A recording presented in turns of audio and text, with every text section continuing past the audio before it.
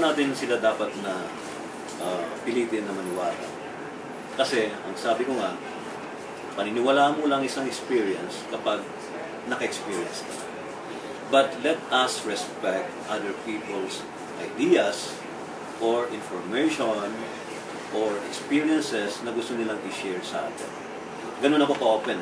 Kung meron kang experience, i-share nyo lang, then tingnan natin, ano nga ba, saan ba tayo pupunta. Ako, in the first place, numero 1 rin akong skeptic. Before. Pero nung nagkaroon ako ng experience, doon ko na-realize, natotoo pala. So, doon tayo magsisimula kung bakit nagkakaroon ng ganung mga manifestations. Kaya ka tapos